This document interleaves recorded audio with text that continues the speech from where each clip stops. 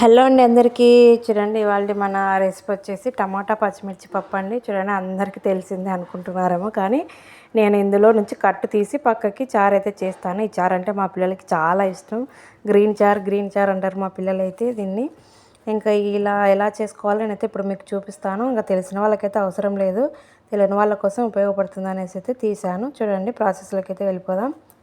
ఇంకా ఒక చిన్న గ్లాసున్నర కందిపప్పు అయితే తీసుకొని 2 సార్లు కడిగి ఇలా అయితే పెట్టుకున్నాను. ఇప్పుడు ఇందులోకి ఏమేమి యాడ్ చేసుకోవాలో ఇప్పుడు మీకు చూపిస్తాను. చూడండి, ముందైతే పచ్చిమిర్చి, కొత్తిమీర, ఉల్లిపాయలు, టమోటా, కొంచెం చింతపండు, ఇంక ఇవన్నీ బాగా తరిగి అయితే పెట్టుకున్నాను. ఇప్పుడు ఇవన్నీ అయితే ఇందులోకి అయితే యాడ్ చేసుకుందాం. కందిపప్పులోకి చూడండి ఇవన్నీ వేసుకున్న తర్వాత ఇంకా ఇప్పుడైతే చిటికెడు పసుపు అయితే యాడ్ చేసుకోవాలి. చూడండి ఇప్పుడైతే వాటర్ యాడ్ చేస్తున్నాను. మనకి చారు కావాలి కాబట్టి కొద్దిగా ఎక్కువ వాటర్ యాడ్ చేసుకోవాలి. చారు వద్దనుకుంటే ఒక గ్లాసున్నర అయితే సరిపోతుంది. చూడండి ఇలా. ఇంకా చారు వద్దు, ఓన్లీ పప్పు అనుకుంటే ఇంక ఇలా పెట్టుకొని పప్పు చేసుకుంటే సరిపోతుంది. ఇంకా నేను చారు కావాలి కదా, మా పిల్లలకి ఇష్టం అని చెప్పాను కదా, అందుకోసమని ఒక 2 గ్లాసులు ఎక్కువ అయితే యాడ్ చేస్తాను. చూడండి ఇంకా ఇలా యాడ్ చేసుకున్నప్పుడు పప్పు పొంగు వస్తుంది అనుకుంటారేమో, వాటర్ ఎక్కువ ఉంది కదా అని. అస్సలు రాదు. ఇప్పుడు ఇందులో కొంచెం ఆయిల్ వేసుకుంటే పొంగు అయితే అస్సలు రాదు. చూడండి నేను మీకు విజిల్ వచ్చేటప్పుడు కూడా చూపిస్తాను. అస్సలు పొంగు అనేది అయితే రానే రాదు. కొంచెం ఎక్కువ వేసుకుంటే ఆయిల్ పొంగు అయితే రాదు. కొంచెం కదా, ఒక 2 స్పూన్ల మీద వేసుకొని ఇంకా మూత పెట్టి గ్యాస్ పైన అయితే పెట్టుకుందాము. చూడండి మాది మూతకైతే పట్టుకునేది లేదు, ఇంకా నేను అలాగనే యూజ్ చేసుకుంటున్నాను దీన్ని అయితే. ఇది 7 ఇయర్స్ 8 ఇయర్స్ అవుతుంది అలానే యూజ్ చేసుకుంటాను. తెచ్చిన సంవత్సరానికే మా పాప చిన్నగా ఉండే అప్పుడు కింద వేసి పగిలిపోయింది. ఇంకా అప్పటి నుంచి ఇలానే వాడుకుంటున్నాను. చూడండి ఇప్పుడైతే గ్యాస్ పైన పెట్టేసి 4 విజిల్స్ వచ్చేదాకా పప్పు ఉడికించుకోవాలి. 4 విజిల్స్ అయితే వస్తే సరిపోతుంది. చూడండి విజిల్ వచ్చేటప్పుడు అస్సలు పొంగు రాలేదు, ఆఫ్ అయ్యేంత వరకు ఉంటుంది. చూడండి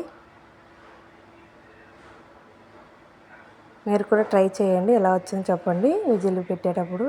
ఇంకా మొత్తం ఆవిరంతా పోయినాక తీసేసి ఇంకా చారుని అయితే సపరేట్ చేసుకోవాలి ఒక గిన్నెలోకి. చూడండి ఇలా నేను ఒక గిన్నెలో అయితే తీసి పెట్టుకున్నాను. ఇందులోకి అయితే ఉప్పు అయితే యాడ్ చేసుకోవాలి. నేనైతే గల్లు ఉప్పు అయితే వేసుకుంటున్నాను, బాగుంటుంది టేస్ట్. చూడండి ఇందులో కొంచెం వేసుకున్నాను. ఇప్పుడైతే పప్పు రుబ్బుకోవాలి. వేడి మీద ఉన్నప్పుడు రుబ్బుకుంటేనే పప్పు త్వరగా మెత్తగా అవుతుంది. చూడండి ఇలా రుబ్బుకున్న తర్వాత ఇంకా వీటికైతే పోపు అయితే పెట్టుకోవాలి. చూడండి ఇంకా నేను ఇది ఒక గిన్నెలో అయితే పెట్టుకుంటున్నాను. ఇంక ఇందులో కొంచెం పప్పు ఉండిపోయింది కదా, మన లేడీస్కి ఉన్న వీక్నెస్, కొంచెం పప్పు కూడా వదలము. ఇంకా కొద్దిగా చారు వేసి అలా తిప్పి అందులో అయితే వంచేసుకున్నాను. ఇంకా వీటికైతే పోపు అయితే పెట్టుకుందాం. ఒక చిన్న కడాయిలో ఆయిల్ అయితే వేసాను. ఆయిల్ వేడయ్యాక చూడండి వెల్లుల్లి రెబ్బలు కొంచెం కచ్చా పచ్చగా దంచుకొని వేసుకుంటే టేస్ట్ బాగుంటుంది. అలాగే పోపు దినుసులు, కరివేపాకు, ఎండుమిర్చి వేసేసి మొత్తం బాగా కలుపుకోవాలి ఒకసారి. చూడండి ఇలా కలుపుకున్న తర్వాత లాస్ట్లో దించే ముందు కొంచెం కొత్తిమీర వేసి కొంచెం ఇలా కలుపుకొని ఇంకా పోపు అందులో కొంచెం వేసుకుంటే సరిపోతుంది.